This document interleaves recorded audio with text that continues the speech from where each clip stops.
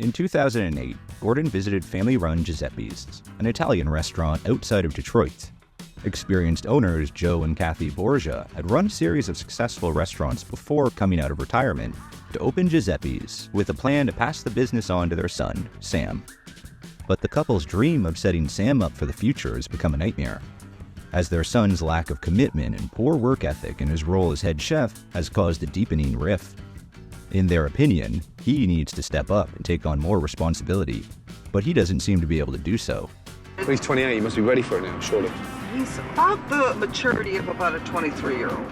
Joe is forced to pick up the slack, but his health isn't good. He suffers from diabetes and needs to cut back the hours he works at the restaurant, but feels he can't step away from the business he's built, however tired he gets. Diabetes is the worst disease you can have. I've been without insurance since we opened this restaurant. And as for the food, Joe likes the restaurant to run his way, and Sam feels that his ideas are ignored. The arguments in the kitchen spill out into the family's home life, and the dining room remains empty. Is Sam a good chef? He likes to cook. When Gordon arrives in Macomb County, owner Kathy picks him up from his hotel.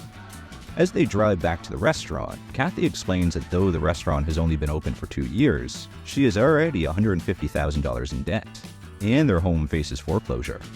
She shares her concern that the pressure of the business is taking such a toll on the couple that losing the restaurant might be the end of her marriage, too. The menu boasts of bringing customers the essence of Italy in a cozy atmosphere. Gordon feels the decor has a distinctly 1970s feel, despite being just 2 years old. Gordon selects a range of items to sample. He starts with octopus salad, which he chews but can't swallow. God, the octopus is like rubber. Excuse me. Jesus Christ. Like a mouthful of hubba bubba. When the server returns to the table, she samples it for herself and agrees it's not good. Next, Gordon tries the potato skins, which aren't any better. The cheese is disgusting, and he can't even persuade the waitress to try this one. Finally, Gordon samples the eggplant rollatini, which is suspiciously hot. He suspects the microwave has been at work in the kitchen, where a famous argument has broken out between father and son. The family regroup and agree they need to work together if they have any chance of improving the restaurant. I want to be the best chef, but I want you to be my father, too. Gordon's ready to give Joe, Sam, and sous chef Brian his verdict on the food, and it's not good. He says the eggplant was so hot it could have been microwaved, and Brian admits that he's right, it was. Joe doesn't believe the food can be the restaurant's problem, as they give out customer questionnaires, and diners never mention food quality. An irritated Chef Ramsay points out that most customers don't complain, they just don't come back. He also wants to know why an authentic Italian restaurant is serving potato skins. Joe tells him that they're included on the menu for families with kids. He doesn't seem to realize that Chef Ramsay has lived and worked in Italy and knows that kids eat pasta. As Gordon leaves, he worries that the challenge he faces this time is bigger than he was expecting. That evening, he's back to observe dinner service, but can't take his eyes off one of the servers' hair, which he thinks looks like a cockatoo. Orders start to hit the kitchen, and dishes start to hit the microwave. Even the roast potatoes are nuked. The food is flying out of the kitchen. Sous chef Brian calls it Italian fast food. But as quickly as they go out to the diners, dishes start to come back. With 12 plates returned almost immediately, Joe takes control of the replacement dishes, rejecting son Sam's offer to help, leaving him standing and watching. When he does attempt to assist his father with a blackened steak, it ends up in flames, and a frustrated Joe sends him out of the kitchen. It's clear that he just doesn't trust his son. The team sit down with Gordon after service. Describing it as slamming food, Gordon criticizes the frozen and microwaved meals. Sam admits that he's embarrassed by the food, but Joe clearly doesn't believe his son is capable, or committed, enough to pull off cooking from scratch. You put 25 hours a week. I used to work that when I had my first restaurant one day. Joe wants his son to find the fire and passion that he himself had when he launched his first restaurant, and feels he's never seen that in Sam. But his son disagrees and feels that Joe just doesn't notice him, however hard he works. At nearly 30 years old, Sam is clearly still hurt by his father's lack of approval. Gordon is concerned about Joe's health and speaks to him privately about his struggle with diabetes. Gordon feels Joe should be resting, but instead he's working 70 hours a week. Chef Ramsay insists he needs to know if Joe needs a break in the coming days. I would like my son to run this restaurant and me kick back. But while Joe is feeling good, it's the perfect time for a cook-off between father and son, who both head to the kitchen to prove their skills. Chef Ramsay shows them a range of beautiful, fresh ingredients, and they get to work. Sam produces a charbroiled salmon, while Joe creates a pork chop and scallop dish with provolone cheese. The rest of the team taste test both dishes and prefer Joe's dish, but Gordon puts both on the menu as specials that night. Next, Gordon wants to tackle the communication issues within the restaurant. He asks Kathy to write a letter to her husband and son to tell them how she feels. He then quietly asks Sam and Joe to do the same. Customers begin to arrive for dinner, and orders for the specials start coming in. But instead of overseeing food leaving the kitchen, Joe is back at the stove, cooking the dishes. Are you expediting? No, not really. I can't read without my glasses. Your glasses around your neck. Even after Gordon tries to redirect Joe away from cooking, he refuses to take over expediting. A frustrated Sam spots an overcooked steak and tells his dad it's time to take a break. Joe reluctantly leaves the kitchen, and Sam and Brian work together to successfully finish the service. Gordon is still disappointed in how the restaurant is running and prepares the team for more changes tomorrow. But until then, he sends Joe home to rest.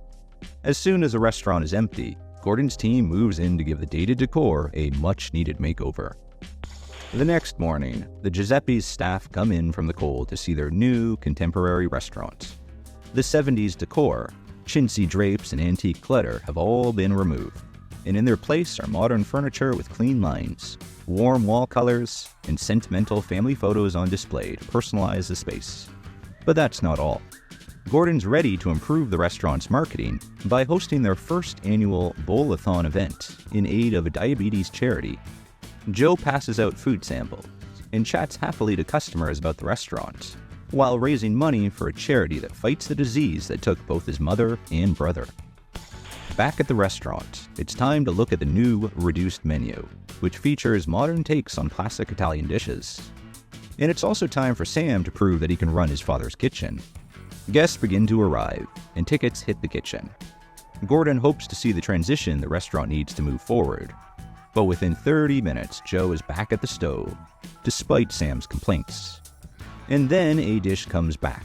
A diner has been served raw chicken. Next to come back is a cold lasagna, which a frustrated Joe tries to fix. Gordon intervenes and sends him out of the kitchen several times, because he keeps reappearing. He just can't leave Sam alone. With Sam in charge, sous chef Brian starts goofing around, and the chef's inexperience running the kitchen team shows. The kitchen starts to get backed up. While Joe may have been too tough on the kitchen team, Sam doesn't seem to be tough enough. When another dish comes back cold and raw, Gordon tells the two chefs to stop messing around and improve the quality of food they're sending out. But sous chef Brian isn't convinced he's the one at fault. He thinks the problems only started when Gordon arrived. Chef Ramsay is unimpressed with the excuses. Furious diners start leaving without eating, and they're not the only ones. Brian doesn't take Gordon's criticism well, so he heads to his car and screeches away. Joe and Sam are going to have to work together to turn the service around, and they do. The final dishes fly out of the kitchen and are received by happy customers. Joe tells Sam that he did an excellent job, and the father and son are proud of each other. Before he leaves, Gordon wants the family to share the letters they wrote to each other. Kathy goes first. She tearfully shares her concerns that she could be a widow if Joe won't step back and prioritize his health, and tells her son that it's time to start living his dream. Sam goes next and asks his dad to look past his previous immaturity and trust that he will make the restaurant work. Finally, it's time for Joe's letter to Sam. He tells his son that he believes he's ready to take charge, but will be there for him whatever happens.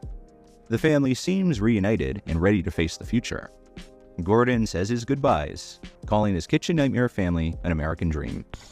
The Giuseppi's episode of Kitchen Nightmares was filmed in February 2008 and aired almost 6 months later. Speaking to the Detroit Free Press at the time, the family was hopeful that the changes Gordon made would draw in the new customers they desperately needed to save their business. It seems that overall, the experience of being on the show was a positive one for the family. Sam and Kathy had called the show repeatedly and finally got the visit from Gordon that they were so desperate for. Filming took place over 12 days and was an emotional time for the family, with lots of tears, mainly from Joe. The makeover was a significant moment in the show, and the family revealed it took just 12 hours, but involved up to 150 workers to complete the project in time for the big reveal. The family were happy with the changes and had high hopes that once the show aired in September 2008, the dining room would be busy. Well, they were literally betting their house on it. In June of 2009, Gordon went back to Giuseppi's to find out how the business and the family were doing, 9 months after the original episode aired. He was happy to find the restaurant open and busy, despite the economy proving difficult. The family seems relaxed and happier than ever. Joe takes a seat at the table and leaves his son to cook lunch for Chef Ramsay. His seafood pasta dish gets Gordon's seal of approval. In your eyes now, is he a cook or is he a chef? He's a chef. He's definitely a chef. Yeah. Food like that? The family reminisce happily about Gordon's visit and are certain that even the difficult moments made a positive impact on their life and business. And Gordon has a couple of surprise visitors from the Italian-American Chamber of Commerce. Giuseppe is awarded with a plaque to recognize his commitment honoring Italian heritage through authentic cuisine. A delighted Joe is speechless, but clearly very proud. Kathy and Joe share their belief that Gordon's greatest gift to the family was teaching them to love and support each other. By repairing the family's relationships, he helped repair the business. But just a month later, the family took the difficult decision to close the restaurant in the face of the worsening economy. They looked forward to reopening when times were less tough for the industry. The Giuseppi's episode was somewhat popular with viewers, achieving a 6.9 IMDb rating. Many were disappointed to hear that the venue had closed at the end of the revisited episode, and were hopeful that the family would reopen their business. Unfortunately, the location of the original Giuseppi's remains empty. The unit is seen here next to Wing Wong Carryout Restaurant, which is still in business. And sadly, the family never did reopen their restaurant together. Viewers admired Sam and the wholesome way he interacted with his father, even when Joe was being controlling and dismissive of Sam's abilities. And they'll be happy to hear that when Giuseppi's closed, it wasn't the end of Sam's dreams of working in the kitchen. In fact, it was just the beginning of a new chapter for the newly confident chef.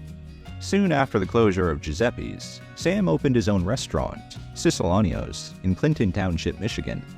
Described by our viewer as more of a diner than a restaurant, Sam ran the business successfully for 2 years and seemed to follow Gordon's principles of using simple, fresh produce. At that point, Sam stepped back from his restaurant to recenter his priorities and became corporate executive chef at Verona-inspired Italian restaurant, where he remains to this day. And it seems that Sam's 15 minutes of Kitchen Nightmares fame gave him a taste for the cameras and the airwaves. He has since appeared on both radio and television, most recently promoting Detroit Taco Company in his role as corporate executive chef for Yellow Door Hospitality. Jeffrey is the founder and CEO, along with corporate executive chef Salvatore. I love that name. It seems that the first restaurant within the group, Verona, is situated within a hotel and is a hit with customers. It has a 4.1 out of 5 Yelp rating and regularly receives rave reviews. The food looks absolutely delicious, with pizza and fresh pasta being guest favorites. And it seems Sam hasn't forgotten his early days at the family restaurant. There's a touching tribute on his pasta and pizza menus. So he's a successful chef now, but what about his home life? Well, Sam has been married to his beautiful wife for 8 years, and they have 2 lovely daughters together. He regularly posts photos of his family on vacation, and out and about at culinary events. Sam's wife, Noelle, is a talented pianist who often plays at his restaurant. It looks like their skills are the perfect combination.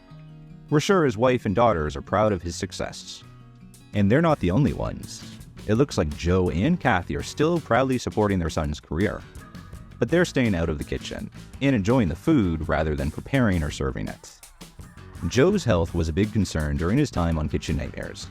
Has he managed to properly relax? It certainly seems so. Kathy's social media posts show that the couple are making the most of their well-earned retirement. with plenty of vacation photos, as well as many showing family gatherings with their children and grandchildren. It's lovely to see the couple looking so happy and healthy. But most of all, it's great to see that the relationship between father and son has obviously massively improved, which was important to the whole family's healing. Gordon's intervention in this episode led to him being compared to Dr. Phil repeatedly. We are so happy that Sam got his restaurant and that Joe and Kathy were able to retire in peace. We wish them all the best of luck for the future.